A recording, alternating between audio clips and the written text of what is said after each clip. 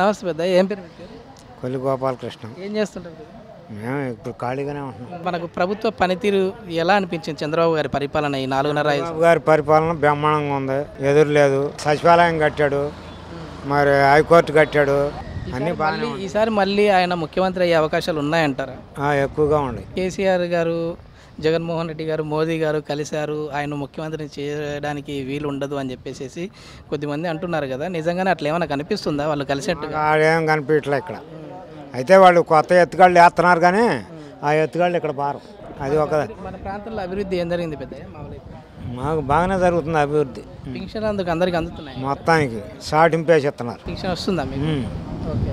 ఇప్పుడు 5 సంవత్సరాల నుంచి వస్తుంది. ఇది ఎలక్షన్ టైంలో మాత్రమే కావాలనే పింఛన్లు పెంచారంటున్నారు. అదేం కాదు, ఆయన ఇవ్వాలనుకున్నాడు ఇస్తున్నాడు. అంతకుముందు వాళ్ళు ఇచ్చారా? వాళ్ళు 200కి ఇచ్చింది. మరి ఈయన ఈసారి జగన్ 2,000 రూపాయలు కాదు 3,000 ఇస్తానంటున్నాడు. 3,000 కాదు 10,000 ఇస్తానంటాడు. వాడు మాటలు నమ్మేదేవుడు. అవన్నీ కాదు, చేసి చూపిస్తున్నాడు ఈయన. ఆయన ఏమో నేను చేస్తానంటున్నాడు. వచ్చి చేసి చూపించి ఆయన నమ్ముతారా, వచ్చి ఆయన నమ్ముతారా?